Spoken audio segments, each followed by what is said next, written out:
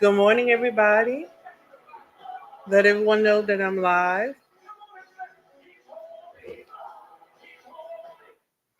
Good morning, everybody. Welcome to this morning's edition of Contracting Chatter. Grab your business bestie, your favorite beverage, and your contracting notebook. Oh, wow. Oops. I forgot to turn off my notifications over here. Good morning. Good morning. Oh, wow. So let's get this good information started.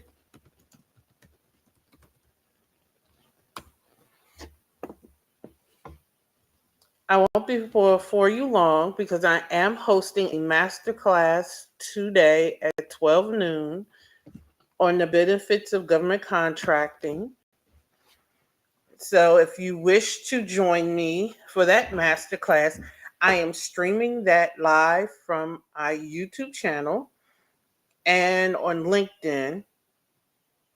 It's currently set up to stream to my Facebook business page and my personal profile, but I may change that. And I'm streaming it live on TikTok because that's where the idea originated at. So, anyway, so Contracting Chatter is a platform where we discuss all things business and all things government contracting from a business perspective. I am not a political pundit. I don't play one on TV. We have plenty of them running around here. You don't need another one. I will, from time to time, give a opinion, and I will clearly state that it's an opinion, and it may be a political one. I'll do that very rarely, and normally it's in response to something somebody said to me. Good morning, chef. So, as you know, we don't do things alone. And as we know, now I've been sharing with you a school of thought. You can't grow alone. So ensure that you're sharing this with someone in your business community, someone you know that may be walking in business who are seeking the answer or solution to a problem. Contracting chatter is that solution. So let's get this party started. There's a plethora of things making its way through Congress and Senate in the attempt to pass a budget for the FY25 year. We also know that we're in an election year, a presidential election year, also local elections. So keep an eye on your local elections. They affect your business. 10 toes down. Local elections affect your business just as much as, if not greater than, federal elections. And for the viewpoint of regulations changing, there's a lot of regulations changing from the perspective of budgets and how budgets get changed, um, and how budgets are and dollars are assigned will tell you where the contracts are located. So that's why you want to keep an eye on appropriations and you want to keep an eye on what bills get passed. When bills get passed, every bill creates a new problem.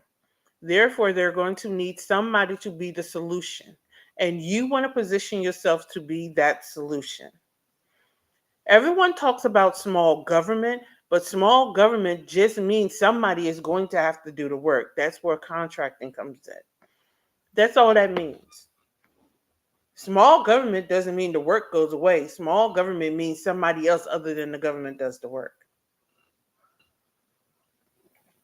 Let that sink in for a minute. Small government doesn't mean that the work goes away. Small government means someone other than the government does the work. Roads needs repairing. The government doesn't repair it. The government hires a civilian to perform the work. That's all that means. So let's go forward from there. We know the president submitted a budget and is making its way through Congress. And then, in addition to that, Congress is enacting different bills. You know what? I'm a little thrown off because I heard and read something this morning that affects faith-based organizations, faith-based um, nonprofits. You know, when people hear faith-based, they automatically think churches. That's not true. It affects nonprofit organizations. It affects any organization that has some type of faith component attached to it. I haven't read it, but I heard or listened to someone who has read it. And I'm a little sketchy to report on it. However, he did show the bill in his background and he did show the line in the bill. And if that bill passes, I am concerned not only from the perspective of a business owner, I'm concerned from the perspective of a faith business owner. Anytime, and no matter how you fall on this, and I'm gonna make this statement, I don't care who doesn't like it. Anytime Congress goes against the fundamental beliefs of this nation and pass rules that hinders the teaching of any religion, that's a problem. And it should be a problem for anybody. Because once you start infringing upon anyone's belief, you've just given them the right to infringe upon the beliefs of everybody. That is an analysis and that is a personal opinion. We can go through history and see examples of that. Once you say it's okay for them to infringe upon your rights or her rights, just because you don't like it, you say good until they come for your rights. Be careful of what you champion. Be careful of what you champion, people. With that said, as a part of the infrastructure bill, there's been $3 billion allotted for the seeking and the removal of lead piping. Yes, in the year of our Lord 2024, there are still lead pipes that exist in this country. And $3 billion has been allotted to not only locate the lead pipes, but to remove the lead pipes. What does that mean for you as a business owner? If you are in excavation, if you are in um, architect, if you are a plumber, if you're in wiring, this is money for you. How do you, you're going to say, asking yourself, how? This is government money. This is money that may be on a federal level, but this money is going to be flowed down to the states. When this money is flowed down to the states, they're going to issue RFPs for, if you're a surveyor, if you are a person who conduct environmental surveys, they're going to look for people who do these things. The government is not going to send out people to do it. They don't have the people. They're going to hire people to do it. Are you in position to take advantage of the upcoming RFPs that are coming out? Can you put together a coalition? Can you put together the people available to take advantage of these RFPs coming out? $3 billion have been allotted for this. And I'm telling you, this is real money. And this is all a part of the infrastructure plan. I know North Carolina was just given a part of this money. So it starts on the federal level and flows its way down. I'm going to talk about this. People sleep on the money because they don't understand the flow of the money. The Army just received $6 billion to boost production. Now, somebody is saying, fine, they're going to build more bombs. Production does not mean bombs. I probably get flagged over on TikTok. If I get flagged on TikTok, you can join me on my YouTube channel, LT&A Consulting Group. Production means to streamline. Production means anything to increase productivity. So $6 billion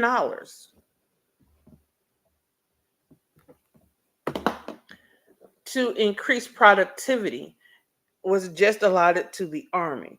And the Army has already said how they want to slice and dice that money. However, every military DoD contract that is released on task order. Every task order requires a subcontractor, even if the money is even if the ultimate contractor is given to one of the big dogs. And typically, most micro businesses, and I need you to understand the terminology that is used in government contracting, because when people talk small business, you're not using the terms right. You're thinking, I'm small because I'm only one person. Within government contracting or within the government, when they're talking small, they're talking revenue for the most part. They're talking revenue. So, there's small and micro. So for most micro companies could not win one of these large DoD contracts, but you could win a piece of of the contract, or you can become a subcontractor, which is still winning a piece of contract or piece of the award. So who wouldn't want a piece of $1 million contract? Are you in position? And it's more than shuffling paperwork. You need to position yourself. And I'm gonna go here as far as certifications, and I'm gonna scream this. The bigger companies do not care about meeting goals. They don't need to. They're billion-dollar organizations. They don't need to meet goals. And the bigger, like DOD, don't care that they don't meet their small business goals. They have never met them. Hello. Most of the government agencies are not, have not met their small business goals and can justify why they don't. And do you know why? Because most small businesses hang their hats on their certifications versus hanging their hats on their capabilities. So they spend all their time getting certified instead of spending all their time on their capabilities. And if you want to know more, join me at 12 o'clock. And I'm going to talk about the pitfalls that most companies fall into when they go into government contracting. Now, the government is passing, or they have passed, a bill to perform environmental impact studies on the outer continental shelf. Now, they've known for a long time that our shores have been eroding. And, people make these tacky, tasteless jokes about um, parts of our country falling into the ocean and et cetera, et cetera. However, there are ecological things that are going on. Now, in my part of the doom and gloom game, no. There's things called nature and the natural course of things. However, we need to understand what is the impact. Should we change it? That's the question. And if we should, how? Are you a firm that does that work? And if you are, RFPs are coming. And are you capable of presenting to the government? I just threw something out there. Are you capable of presenting to the government?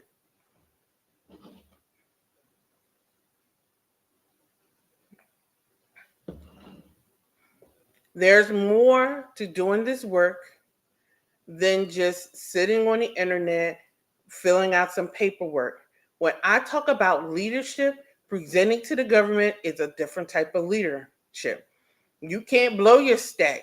You can't roll your eyes. You can't huff and puff.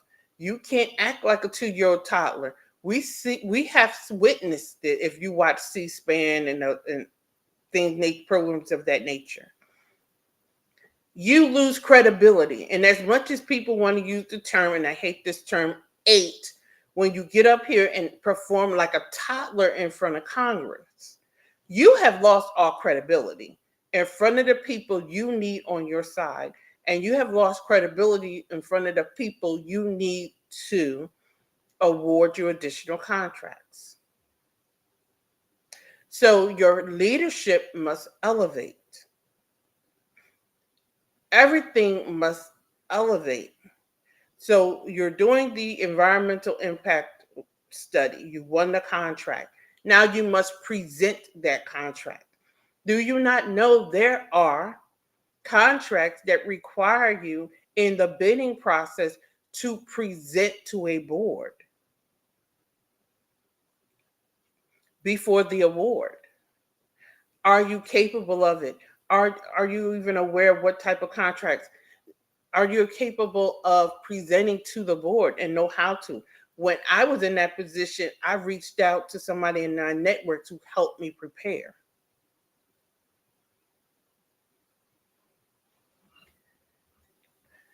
It's okay to say I don't know and to ask for help and to fumble the ball because we want to act like we are the end all and the be all and the sole source of information when there are people out here and you just need to spend some money to position yourself to win multiple contracts and to up level yourself. I don't know. You think about that thing. And for those of you who perform work that requires you to trademark the work, the U.S. Patent and Trademark Office have adopted the WIPO standard, which is the World Intelligence Property Organization standard. And they've adopted it by reference. What does that mean? That means it isn't spelled out. It will be referenced somewhere within the documentation. It was adopted in December of 2023 and it goes into effect July of 2024. So just because the language isn't written out doesn't mean that the language isn't in effect. Now, I want to talk about this before I close out. In government contracting, oftentimes when they adopt a standard, it is adopted by reference. It's something called, and I know there's another word for it, but I do know that there's something called the Christian standard, the Christian doctrine, excuse me. That is when something is referred to once or something is referred to in another document and it's referenced or it's included by reference. And that's all they have to do. It is up to you. It is your responsibility to go look it up. They do not have to regurgitate that whole document. They do not have to regurgitate that whole thing. All they have to do is refer to it. It is your responsibility to go look it up. That's why I created the training Decoding the RFP.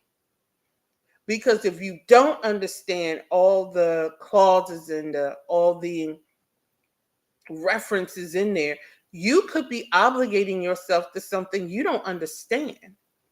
And then when you violate it, you can lose the contract, lose the award because it's quiet as it's kept, because you're talking to people and listening to people who are sharing their bad practices instead of industry standards. As quiet as it's kept. People win contracts and lose them and they get them yanked all the time. It happens. And they give the award to somebody else. You could be working on a contract, somebody performs a review and it gets flagged. And then somebody starts going through your invoices and start asking questions. And if you can't substantiate the questions, they will do something called a stop workage. But I'm going to talk about that more in detail at 12 noon when I come back about the benefits of government contracting, because there are benefits when you do it correctly. That's what my platform is. That's what my company does. I bridge the gap in knowledge so that you can upscale your business with government contracting. You can literally take a business that is failing and make it a profitable business overnight with one contract when you do it correctly. That's all you have to do. Just do it correctly.